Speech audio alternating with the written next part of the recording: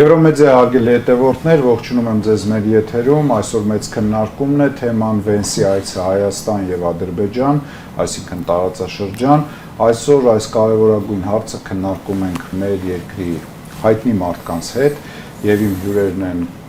Ազգային անվտանգություն կուսակցության նախագահ Գառնիկ Իսագուլյանը, Լուսավոր Հայաստան կուսակցության փոխնախագահ Դավիթ Խաժակյանը, Հայաքվե միավորման քաղաքական խորհրդի անդամ էներգետիկ քաղաքականության փորձագետ Արմեն Մանվելյանը եւ Հայաստանի Հանրապետության արտակարգ եւ լիազոր դեսպանը Լեհաստանում նախկին Էդգար Ղազարյանը։ Բարև ձեզ, պարոնայք, շնորհակալ եմ հրավերը ընդունելու համար։ Ինչպես գիտեք, Հայաստանում էր ԱՄՆ փոխնախագահ Վենսը, շատ հետաքրքիր հայտարարություններ եղան, այնուհետև ԱՄՆ փոխնախագահը այցելեց Բաքու եւ այնտեղից էլ բավական հետաքրքիր հայտարարություններ եւ քայլեր եղան։ Մարդիկ այսօր չեն պատկերացնում, հա, ինչ էր դա, ինչ նպատակներ հետապնդում եւ այդքան շատ խոսված այս թեման իրականում ինչ է տալու շարքային քաղաքացուն մեր երկրի շարքային մարդուն, ով նայում է, տեսնում է, որ ինչ որ sense իրադարձություններ են տեղի ունենում, ինքը ուզում է գնա, ասենք, աշխատանքի, տեսնում է փողոցները փակ են, չգիտեմ, ինչ-որ արտակարգ անվտանգության միջոցներ են, որտեղ ԱՄՆ-ի փոխնախագահն է եկել։ Պարոն Իսագուլյան, անվտանգության տեսանկյունից ԱՄՆ-ի փոխնախագահի այցը ինչ է իրենից ներկայացնում եւ այն խոստումները, որ տրվեց, ինչ էր դա նշանակում։ Նախասեմ, որ որևէ լուրջ հայտարարություն չի եղել եւ որևէ խոստում չի տրվել։ 9 միլիարդի հետ կապված։ 9 միլիարդ խոստում որևէ մեկին չի տրվել, դա կեղծիք է, որ տարածում են այսօրվա իշխանությունները։ Եկավ Վենսը Հայաստան, ասեց, որ այս տարածքը մեզ այնքանով է հետաքրքիր, որքան դա պետք է Բաքվին ու Ադրբեջանին, Բաքվին ու Անկարային։ Եվ շատ հստակ գնաց Ադրբեջան հայտարարեց, որ այս միակ պետությունն է, որը մեր հետ համահունչ է, որտեղ ինքը այս տարածաշրջանում Տրամպի հետ միասին աջակցում է Թուրքիային ու Իսրայելին, որոնք մեր համար առաջնային են։ Այսինքն եկավ ուղղակի հայերի եւ մեր սրբադասված 1.5 միլիոն զոհերի ցեղասպանության անհարգելու ու գնալու։ Եթե որևէ մեկը Վենսի այցի մեջ ինչ-որ դրական բան է տեսնում, ապա այդ մարդը կամ հոգեկան հիվանդ է, կամ այցերից ոչինչ չի հասկանում, կամ էլ ինչ-որ լսում է, ուզում է ճիշտ հակառակը անցնել։ Եթե հաշվի առնենք այն հանգամանքը, որ արդեն 8 տարի է Նիկոլ Հայժողովին հենց դա սովորացում է։ Ինչ լսում ես, հակառակը պիտի լինի։ Արցախը Հայաստանը վերջ Արցախը տալիս են թուրքերին, ամեն ինչը, Սյունիքը տրված է արդեն Վաշինգտոնի օգոստոսյան 8-ի փաստաթղթով, սեով սպիտակի վրա հայերեն գրված է, մարդիկ փորձում են դա այլ կերպ մեկնաբանել։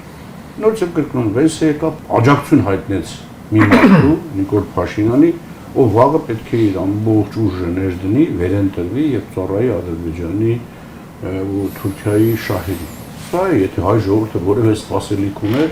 իսկ ցեղասպանությունը ինքը հետո մեկնաբանում է, որ սխալմամբ իրան տարել են, ինքը չի էլ իմացել ուր է գնացել, այն աշխատակազմը իր սխալվել է մի հատ ինչ-որ նյութ է տեղադրել ընդե, որը Անկարայի ու Բաքվի պահանջով շատ արագ տեղից հանվել է։ Հայտարարություն է սա, համարել այց Հայաստան։ Ես չեմ կարծում, որ որևէ խելացի մարդ, քաղաքական գործիչ կամ փորձագետ կարող է նման մեկնաբանություն տալ։ Եկան ասեցին, որ այո, սա Հայաստանի վերջին 5 տարին է, իրանք շահագրգռված են, որ Նիկոլը նորից վերընտրվի, որպես 5 տարի հետո այս տարածքում լինի Արևմտյան Ադրբեջան, որը, ինչպես Վենսը Բաքվում ասեց, անպայման կծառայի Թուրքիայի ու Իսրայելի ու Բաքվի շահերի։ Սա այն ասել, ուրիշ բան չեմ ասել։ Պարոն Խաժակյան, դուք տեսաք, որ տարբեր հայտարարություններ եղավ կապված նույն 9 միլիարդ ներդրումների այդ կիսահաղորդիչներ, չիպեր, չգիտեմ ինչ է, որ ուրիշ երկրներում չկա, Հայաստանում կա, երեկ էլ Նիկոլ Փաշինյանը իր հարցազրույցի ժամանակ ասեց, որ այդ տեխնոլոգիաները միայն տրված են եվրոպական որոշ երկրներին, այդ թվում, չգիտեմ, Ավստրալիային, Ճապոնիային եւ այլն, եւ Հայաստանն էլ է դա ունենալու։ Հիմա ձեզ բարձր տեխնոլոգիաների ոլորտում կլինի առաջընթաց, թե դա հերթական փուչիկներ կամ հերթական խոսակցություններն են։ Ավելի շատ ոնց որ Վենսի այցելության այդ մասին էլի անդրադառնանք, այդ բարձր տեխնոլոգիաների մասին։ Նախ թույլ տվեք ասել, որ 2000-ականներից Հայաստանում գործում է սիլիկոնյան հովտի հսկաներից մեկը, մի կազմակերպություն, որտեղ ես բախտ եմ ունեցել 8 տարի աշխատելու։ Այդ կազմակերպությունը եկել է Հայաստանում որոշակիորեն բարեփոխված օրենսդրության արդյունքում 2004 թվականից, եւ այդ ծավալի ներդրում առ այսօր Հայաստանում չի եղել, ընդ որում դա իրապես ներդրում էր։ Դրանից հետո եթե կոչվում է կազմակերպություն։ Ես չէի ցանկանա անունը հնչեցնել, բայց իմ կենսագրության մեջ դա նշված է, կարող են տեսնել։ Դրանից հետո Հայաստանը եկել է Nvidia-ն, անգամներով ավելի փոքր ծավալներով, եւ որքան նման կազմակերպություններ շատ լինեն, այնքան լավ ընդ որում այդտեղ այդ ռազմավարական համագործակցության, չգիտեմ, դաշնակցային խորը հարաբերությունների ինչ որ հարց չկա, դա փոխշահավետ գործարք է եղել եւ շարունակում է մնալ։ Ինչ վերաբերում է 9 միլիարդին, իրականում ամեն ինչ շատ պարզ է ասվել։ 5 միլիարդը դա մոդուլային ատոմակայանի ռեակտորի արժեքն է, հայտարված թվերն են Hitachi-ի կողմից։ 4 միլիարդն էլ դա դրա սպասարկման արժեքն է, ընթացիկ սպասարկում, վառելանյութը, այդ միջուկային վառելիքը եւ այլն։ Ընդ որում պետք է արձանագրենք, որ միջուկային գերտերություններից, որոնք են ԱՄՆ-ն, Ռուսաստանը եւ Չինաստանը, մոդուլային ռեակտոր, որ գետնի վրա դեռևս չունի կառուցած, միայն ԱՄՆ-ն է։ Չինաստանը ունի իր քաղաքներից մի քանիսում գործող մոդուլային ատոմակայան, այո, որոնց կիրառելիության հարցը մի կողմ դնենք, բայց ԱՄՆ-ինը դեռևս պետք է փորձարկվի 2030 թվականից սկսված, եւ դա հնարավոր բոլոր առաջարկներից ամենաթանկն է։ Չինաստանինը կրկնակի էժան է, Ռուսաստանինը փոքրիչ ավելի թանկ է, քան Չինաստանինը, բայց կրկին կայացած տեխնոլոգիայով։ Այն ինչ անում է Hitachi-ն, դա դեռևս փորձարկման ենթակա է, ընդ որում խոսքը գնում է առավելագույնը 300 մեգավատ հզորության մասին։ Եվ պետք է ասենք, որ մեր տասնամյակների մեծամորի ատոմակայանը 400 եւ ավել մեգավատ է, այսինքն այս առումով մենք ունենալու ենք որոշակի պակասուրդ։ Հիմա իմ ընկալմամբ նախ եթե անգամ մենք պետք է ընտրեինք մոդուլային ատոմակայան, վստահաբար ամենաթանկ ընտրությունը եւ ամենաանարդյունավետը այս առումով հենց ԱՄՆ-ինն էր, ինչու, որովհետեւ եթե մենք հաշվի ենք առնում, որ ընթացքում նաեւ մեզ միջուկային վառելիք է պետք լինելու, իսկ որտեղից է ԱՄՆ-ն ձեռք բերում իր միջուկային վառելիքը։ Ղազախստանից եւ Ռուսաստանից, երկու ԵԱՏՄ պետություններից։ Հիմա եթե մենք գնում ենք ընտրելու ամենաթանկ ռեակտորը, միջուկային վառելիքն էլ մեր հարևան պետությունները, որոնց հետ մի մաքսային միության մեջ ենք, նախ պետք է մատակարարեն ԱՄՆ, հետո դա մատակարարվի մեզ։ Դրա արժեքը եւ աշխարհաքաղաքական նպատակը ո՞րն է։ Ինձ համար էստեղ ամենամեծ մտավախությունը այն է, որ երբ հասնեն մեծամորի ատոմակայանի փակմանը, չի լինի այդ մոդուլային ատոմակայանը, եւ մեզ միացնելու են Թուրքիայի միասնական ցանցին, որտեղ կառուցվում է եւ կավարտվի այդ ժամանակ Ակույու ատոմակայանը, եւ փաստորեն կստացվի, որ հայ հասարակությունը դժգոհում էր միակողմանի կախվածությունից Ռուսաստանից, բայց հիմա դառնում է կախված թուրքական էներգակիրներից, որը սարքել ռուսները, հասկանում եք աբսուրդի աստիճանը։ Այլ հնարավորություն չունենք, Ադրբեջանից հոսանք ձեռք բերել չենք կարող, Վրաստանին եւ Իրանին մենք ենք տալիս այդ հոսանքը։ Այսինքն ինչպիսի կախվածության մեջ ենք մենք հայտնվելու, ընդ որում սա ոչ թե տասնամյակների հարց է, ասենք 2030-ականներին, 40-ականներին երևացող հարց։ Այ հիմա եթե մենք այդ որոշումը չկայացնենք ձեռք բերելու նոր ատոմակայան, օրինակ ինչպիսին, որ առաջարկում է Ռոսատոմը, 1100-1200 մեգավատ, որով մեր արտահանման հզորությունները կտրուկ կաճեն, կստացվի, որ մենք ինչ-որ պայծ ունենալու ենք էներգետիկ բաց, որը կարող ենք լրացնել միայն Թուրքիայից։ Ակացում, Պարոն Մանվելյան, դուք քան որ էներգետիկ նաև հարցերով եք փորձագետ, այդ կուզենայի նախ մեր հեռուստադիտողներին երկու բառով կարճ բացատրել, պարոն Խաչակյանը շատ լավ ներկայացրեց, բայց ավելի շատ որն է տարբերությունը այդ մոդուլային բանը այնքան են ասել, շարքային մարդիկ չեն հասկանում, դա ինչի մասին է խոսքը, ինչ է այդ մոդուլային ռեակտորը իրանից ներկայացնում, եւ արդյոք համաձայն եք պարոն Խաչակյանի պնդման հետ, որ 2030 թվականին մինչեւ մեծամորի ատոմակայանի շահգործման ավարտը Հայաստանի Հանրապետությունը չի կարողանա ձևավորել մոդուլային եւ անցում կատարել մոդուլայինին եւ կընկնենք կախվածության մեջ թուրքական էներգա համակարգից, թե դա ուղղակի կարծիք է, որն եք դուք կանխատեսում եւ Վենսի այցի հետ կապված։ Նայեք, Վենսի այցի եթե անդրադառնանք միայն այդ ատոմային էներգետիկայի մասով, դե իսկապես էս համաձայնում որ ինքը խնդրահարույց է բավականին,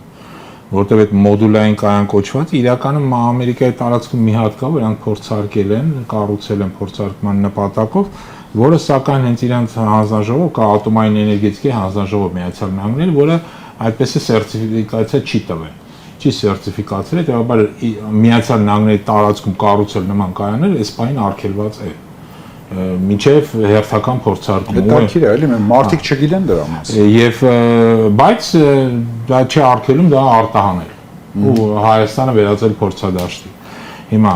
ստեղ նաև գնի հետ կապված խնդիր կա, իսկապես 5 միլիարդը դա բավականին թանկ գին է։ Համացան համար ասեմ, նույն այդ Viver կոչվող 1200 ռուսականները արժեն 5.5 միլիարդ։ 5.5 միլիարդով իրանք հիմա կառուցում են դա Թուրքիայում, Հնդկաստանում նույնիսկ ավելի էժան են վճարում դրա համար, որտեղ մի քանի հատ են կառուցում, բայց նորից, երբ որ դու կառուցում ես 300 մեգավատ հզորության մոդուլային կայան 5 միլիարդով, սա նշանակում է, որ ուզած չուզած դու էլեկտրոէներգիայի գինը Հայաստանը պետք է թանկացնես, որտեղ դա պարտք է, քեզ 5 միլիարդին պարտքի տակ են մտնում, որպեսզի այդ ինչ որ կասկածել է։ Այսինքն մեզ պարտք են տալի, որ մենք այդ պարտքով այդ մոդուլայինը առնենք։ Հետո այդ պարտքը իրենք կարող է եւ իրենք դան կառուցեն, հետագայում դա մեր վրա պարտ դրվի եւ մենք սկսենք փակել։ Դեն շատերն են աշխատում, նույն ռուսները, թուրքերը տենց են աշխատում։ Ռուսական ներդրում է, այսպես կոչվում, բայց իրական դա Թուրքիայի վրա պարտք է գրվում։ Չինաստանն էլ է շատ երկրներում տենց աշխատում, այսինքն դա պարտք է։ Ստեղ երկրորդ կասկածելի բանը այդ 4 միլիարդի սպասարկման եւ վառելիքի խնդիրն է։ Նայեք, խնդիրն անում է, որ Viver կոչվող այդ տեխնոլոգիաները Հայաստանում ներդրված է վաղուց։ Մենք ունենք դպրոց ինժեներների, մասնագետների, միջուկային էներգետիկա, ինքը բավականին բարդ խնդիրներ լուծող ինժեներներ են մեզ պետք, ջրային հարցերով, տարբեր կոմունիկացիայի հարցեր, որի մասնագետներ մենք ունենք։ Այսինքն այդ համակարգը մենք կարող ենք մեր ուժերով սպասարկել։ Եվ որ դու կառուցում ես ինչ-որ տեխնոլոգիա ես բերում եւ դրա սպասարկումը դրսի վրա է, սա նույնպես քո համար խնդիրներ է առաջացնում, որտեղ պատկերացրեք դուք ունեք ռեակտոր աշխատող, բայց դուք չունեք Հայաստանը որից է մասնագետ, որպեսզի այն կարողանա սպասարկել։ Իսկ ամեն անգամ դրսից պետք է գան մարդիկ սպասարկեն եւ հետ գնան։ Այս բացը ամեն անգամ սա նույնպես հաջորդ վտանգն է, որ ստեղծում է քո երկրի համար։ Այսինքն նաեւ այդ ու պլյուս մենք սկսում ենք մեր դպրոցը կորցնել, որտեղ օրինակի համար ասեմ նույն թուրքական եւ իդեպ ռուսները նաեւ Իրանում են կառուցել Բուշերի ատոմակայանը, մինչեւ այնտեղ աշխատում են ռուս մասնագետներ, ռուս ինժեներներ, որտեղ պատրաստել նման մասնագետներ, դա 1 տարվա, 2 տարվա, 3 տարվա խնդիր չէ, դա բավական երկար ժամանակ է պահանջում։ Այսինքն մենք կորցնում ենք այդ դպրոցը, որը մենք ունենք այս պահին, որտեղ նոր տեխնոլոգիա է գալի, պատրաստել արագ նոր մասնագետներ չենք կարող եւ ունենալու ենք Հայաստանի տարածքում մի ռեակտոր, որի սպասարկման հարցը մենք չենք կարող լուծել։ Նաև ուզում եմ մի բանը վրա ուշադրություն դարձնել։ Նման տեխնոլոգիաները իրենք շատ կարևոր են մեծ պետությունների կամ մեծ բնակչություն ունեցող պետությունների համար։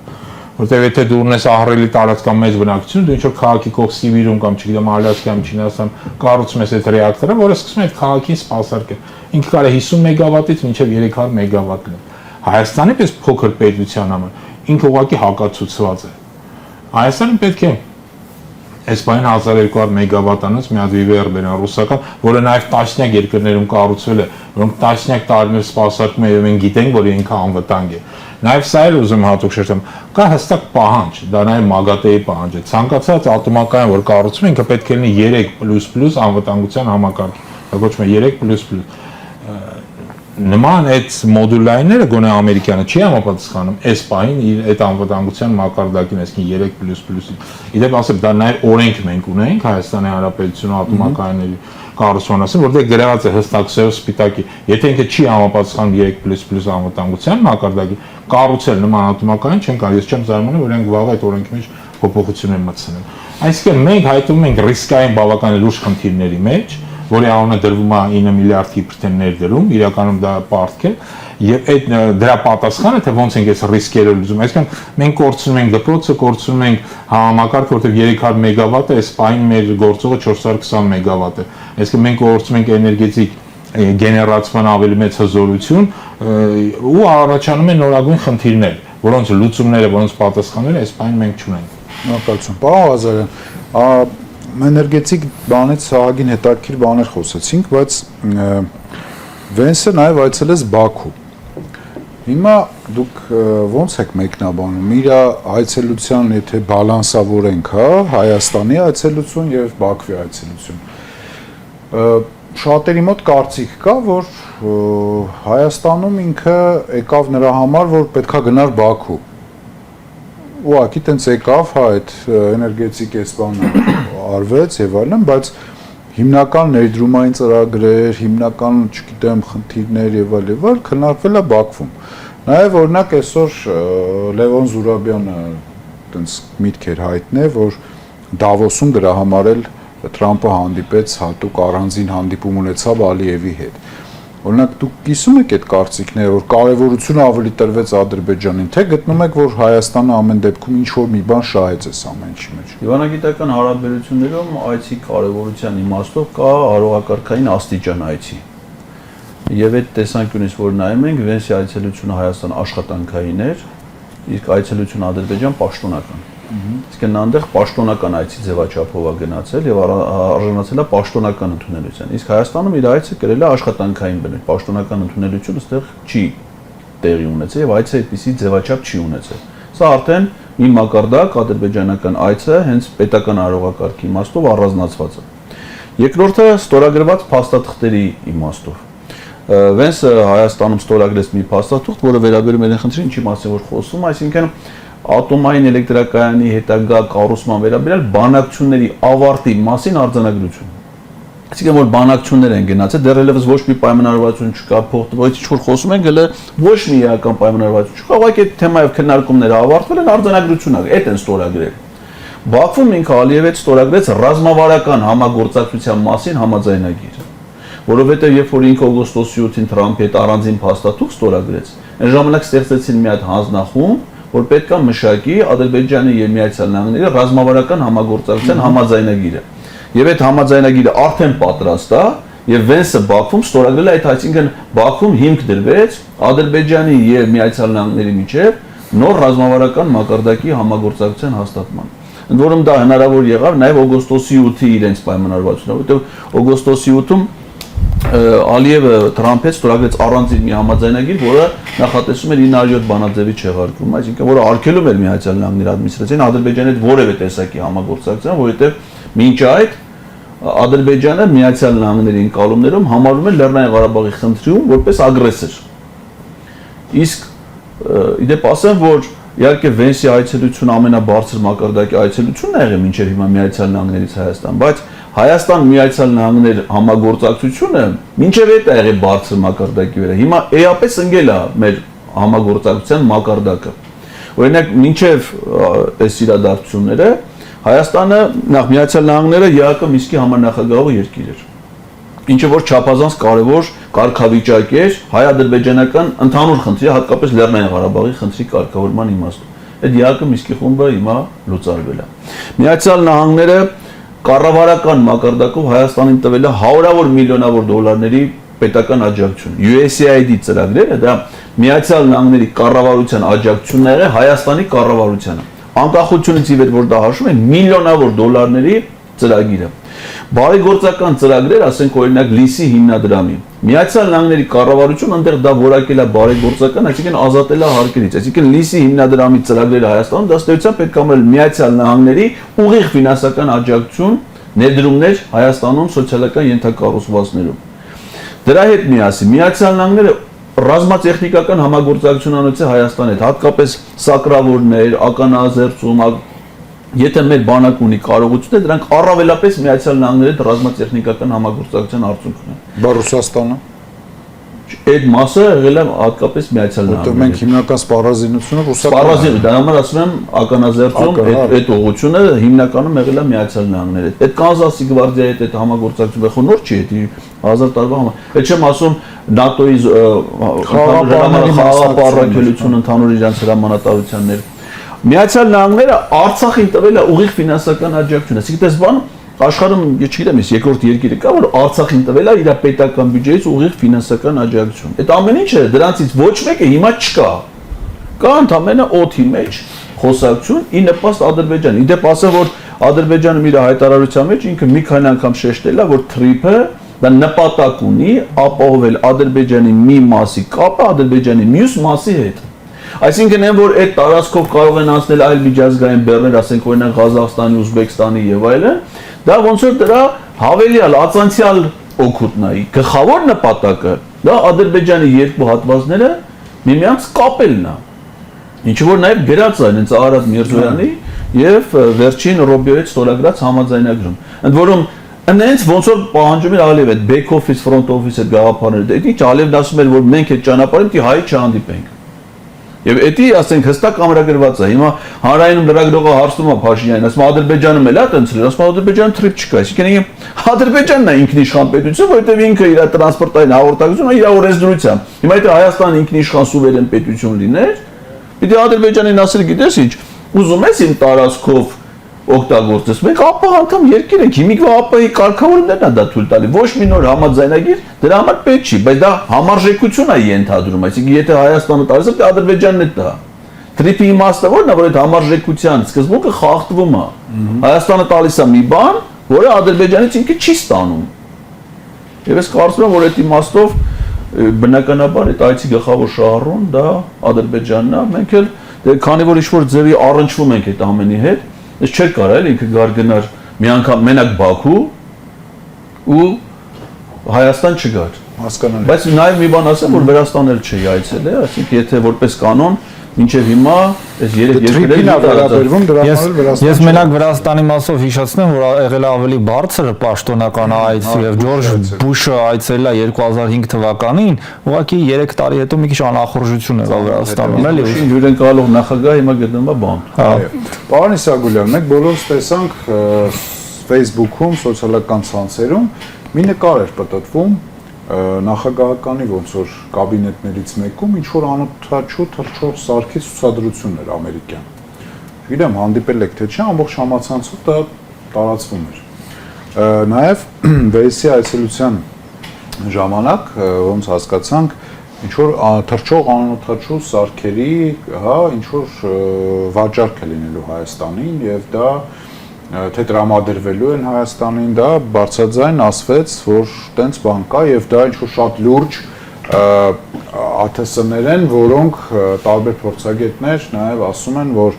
ուկրաինական պատերազմն են օգտագործում եւ Ռուսաստանն էլ դժվարությամբ է դրանք որսում ինչ որ այս տարբեր բաներ են ասում։ Ինչ կասեք, դա իրականում ոնց որ ասում են, որ Միացյալ Նահանգների սպառազինություններում դա չկա։ այդ հետաքրքիր է, էլի դուք ինչ պաշտոնական լրատվամիջոցներում մեշություններ են խոսում, հա, որ այդպես կարելի է հասկանալ, ձեր ասած։ Դե տարածում են այդ ինֆորմացիան։ Հիմա տարածել ախր տեղյակ եք, այդ ինչ թռչող սարքեր են։ 13 միլիոն դոլարի մասին է խոսքը, որը բավականացնում է ընդամենը 15 մոտարապես այդ կարգի անօթաչու թռչող սարք, որոնք գրոհային չեն, որոնք հետախուզական են։ Այդում պետք է հետախուզել։ Ոչ մեկին դա բացարձակ հետաքրքիր չի, Հայաստանին դա բացարձակ պետք չի։ Ես չգիտեմ ումն են ուզում հետախուզել, էլի։ Իսկ կա դա Իրանի հետ չեն կարող, կապված։ Թուրքիային չեն կարող, Միացյալ Նահանգները դա խստիվ արգելում է, մնում է մի պետություն, դա Իրանի Իսլամական Հանրապետությունն է, Ամերիկան ուզում է հայերի ձեռով կրակից շագանակներ հանի։ Մրցեմ կրկնում, մենք պիտի ժողովրդից ազդիվ ենք, էլի, ինչ որ բանաձևեր ենք ասում, թռչող սարքեր, անօթաչու, բա։ Չէ, եկել է մի քանի ցուցում է տվել իր 6-ոցի։ Ասել է հայ առաքելական Սուրբ Եկեղեցին պիտի ծայրահեղական իսլամի հետ համեմատես, պիտի վերացնես այդ ինստիտուտը հայկական, որտեղ դա հաջորդի գոյաբանական կարևոր բادرերից մեկն է ինստիտուտներից, Արցախը պետք է հռչակես տերորիստական, որտեղ գնաց շահիդների բուրակ Բաքվում, Հայաստանում քրիստոնեական արժեքների կրողները Վեապար Հայրապետի հետ բնականաբար դա շուքյուրներից չէ, որ դրա հետ հանդիպել։ Եկեք մենք մեր ժողովրդի հետ անկեղծ խոսանք։ Մենք երբ որ այս ձևի քննարկումներ ենք ծավալում, որտեղ ուզում են ասել թե ինչ-որ բաներ է տեղի ունեցել, անօթաչու թռչող սարքեր, չգիտեմ ինչ է, դեզերանավեր, սուզանավեր, մեր ժողովուրդը ընկնում է բանի մեջ, տարակուսանքի մեջ, իրականում կարող է այդ լավ բաներ։ Մարդը եկա եւ ասեց դուք մինչեւ 31 թիվը պիտի դառնաք արևմտյան Ադրբեջան։ Սա է ասվել։ ուրիշ բան է թրջող սարք, մրճող սարք, ինչ-որ մոդուլներ, հոդուլներ։ Այո, Հայաստանը արդեն 20 տարի է փորձարկման դաշտ է բիոլաբորատորիաներով։ Այս հիվանդությունների մեծ մասը որ կան դրանք ամերիկյան լաբորատորիաների ուրեմն տարածող վիրուսներն են։ Հիմա էլ մի հատ մոդուլ են ուզում բերեն, փորձարկեն, որ հայ ժողովուրդը ստեից գնա, այ մարդ քիչ եք ուզում հասկանալ։ Արևմուտքի համար, հատկապես Միացյալ Նահանգների համար Հայաստանը խոչընդոտ է իր ստրատեգիական խնդիրները լուծելու համար։ Միացյալ Նահանգների, Եվրոմիության, Եվրոպական միությունից զարմար ասում եք, ուզում եք ասեք, խնդիրը դա Ռուսաստան, Չինաստան, Պարսկաստան, վաղներ Հնդկաստանը սանձելու դրա համար իրանց պետք է գործիքակազմ։ Այդ գործիքակազմը կարող է լինել թուրքական Յաթաղանը Կոնստանտինոպոլսից մինչև Խաղաղ օվկիանոս, թուրքական այդ մեծ աշխարհը։ Իսկ դրա համար Թուրքիան զոհեր է պահանջում, արևմուտքին ասում է, թե ուզում ես չնայած հարաբերություններ է պահում եւ Չինաստանի եւ Ռուսաստանի հետ, բայց ասում է, թե ուզում ես այդ խնդիրը լուծել։ Դու պետք է զոհաբերես Հայաստանին առաջին հերթին միակ սեպը, որ խլված է այդ աշխարհի մեջ, եւ Հայաստանը որպես պետականություն, որպես սուբյեկտ վերացնես։ Հիմա մարդիկ այդ խնդիրն են լուծում, դրա համար ճարել են հրաշալի մարդ Նիկոլ Փաշինյանը իր ողմակով եւ այդ խնդիրը լուծում են։ Հիմա մենք ժողովրդին որ բարդ բացատրում ենք, թե այստեղ ինչ քննարկումներ, ինչ անօթաչու թրջող սարքեր, ինչ մոդուլներ, ժողովուրդը սկսում է մտածել, մի բարձ ասեն, վես է եկա, թքեց հայ ժողովրդի ճակատին։ Ասեց դուք ձեր եկեղեցին դա ծայրահեղ իսլամական, որտեղ երեք Նիկոլը դա ասեց հեռուստատեսության։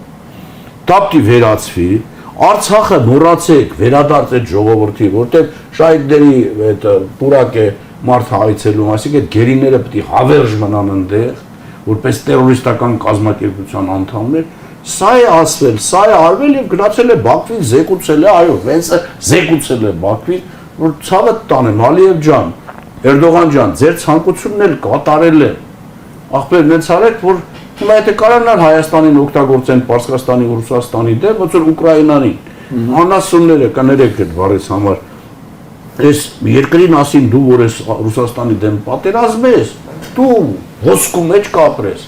Ուղարկեցին 1.5 միլիոն զոհ տվեցին, կռվեցին, վերջում ելեկանասին այդ փողը որ քեզ տվել են, դա պարտք է։ Դրա դիմաց քո ինչ հարստություն ունես, դիտաս մեզ։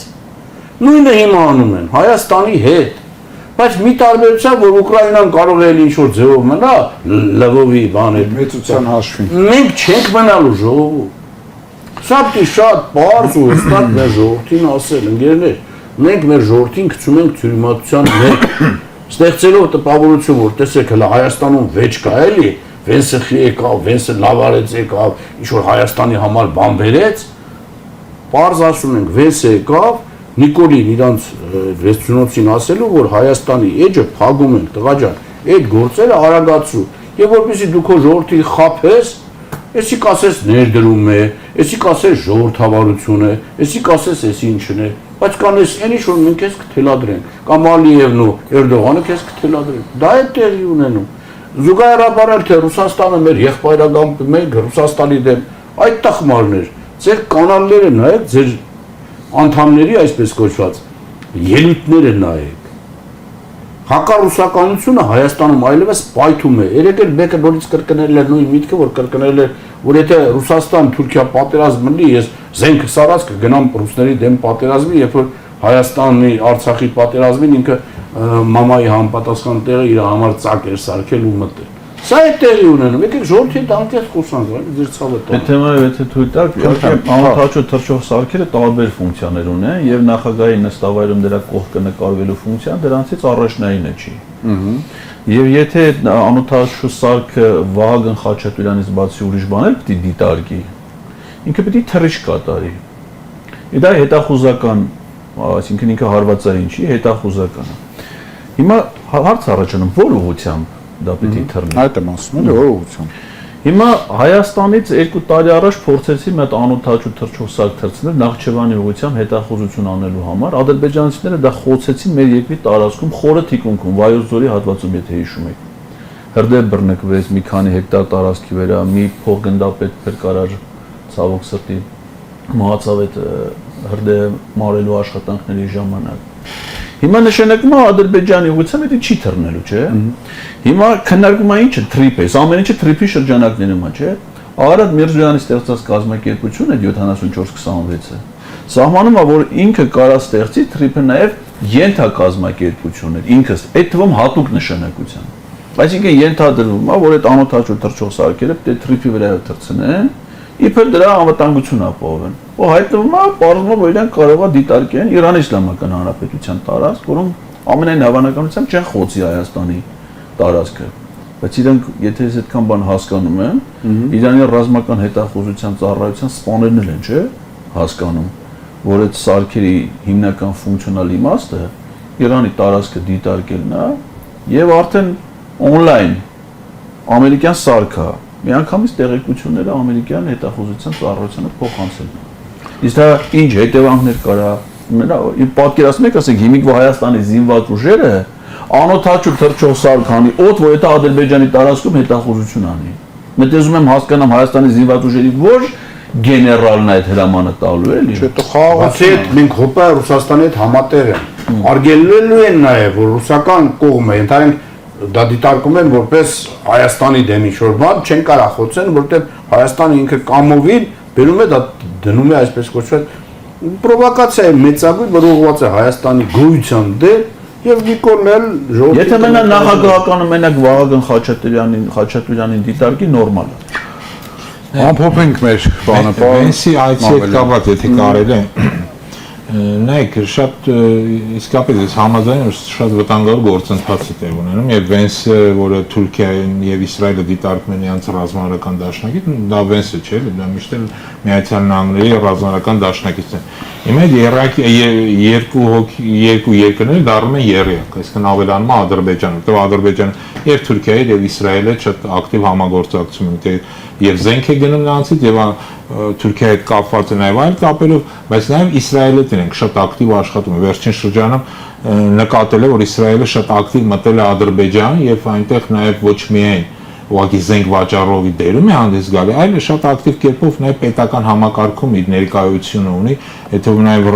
ռազմաարդյունաբերության զարգացման Իսրայելի հետ համատեղ ծրագրեր անում Ադրբեջանը եւ տարբեր նմանատիպ ծրագրեր։ Հետաբար ես էլ եմ համաձայն, որ Վենսի այցը Հայաստան ցել միջանկյալ այց է, իսկ նպատակը Բաքուն է ու Ադրբեջանը, եւ երրորդ ստեղծել է Թուրքիա, Իսրայել, Ադրբեջան, որտեղ արանքում հայտնում է Հայաստանը եւ Հայաստանը դրած է մի խնդիր, դառնա սպասարկող ինչ-որ կառույց դեպի